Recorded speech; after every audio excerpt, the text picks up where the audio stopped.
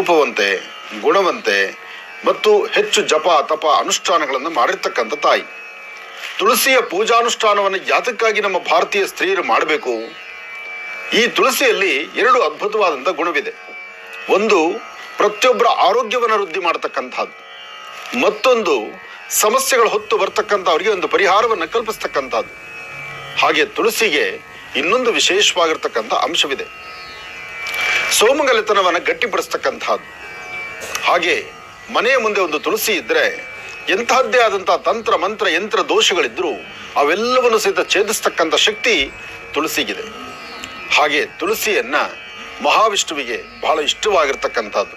ಆದರೆ ಈ ತುಳಸಿ ಹಬ್ಬದಲ್ಲಿ ತುಳಸಿ ಅದರ ಜೊತೆಗೆ ಬೆಟ್ಟದ ನೆಲ್ಲಿಕಾಯಿಯ ಒಂದು ಕೊಂಬು, ಅಂದರೆ ಬೆಟ್ಟದ ನೆಲ್ಲಿಕಾಯಿ ಗಿಡದ ಹತ್ರ ಈ ಒಂದು ವಿಶೇಷವಾಗಿರ್ತಕ್ಕಂಥ ಕಾಲದಲ್ಲಿ ತುಳಸಿ ಮತ್ತು ಬೆಟ್ಟದ ನೆಲ್ಲಿಕಾಯಿ ಎಂಬತಕ್ಕಂಥದ್ದು ಅದು ಮಹಾವಿಷ್ಣುವಿನ ಸ್ವರೂಪ ಅಂತ ಹೇಳ್ತಾರೆ.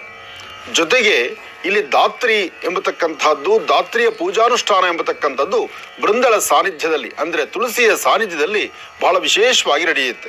ಒಂದು ಕ್ರಮ, ಅಥವಾ ತುಳಸಿಯ ಆ ವಿಶೇಷವಾಗಿರ್ತಕ್ಕಂಥ ಸಾನ್ನಿಧ್ಯ ಅಂದರೆ ತುಳಸಿ ಕಟ್ಟೆ, ಆ ತುಳಸಿಯ ಬೃಂದಾವನದಲ್ಲಿ ಒಂದು ಸಾಲಿಗ್ರಾಮವನ್ನು ಇಟ್ಟು ಇವತ್ತು ಪೂಜಿಸ್ತಕ್ಕಂಥದ್ದು ಪದ್ಧತಿ.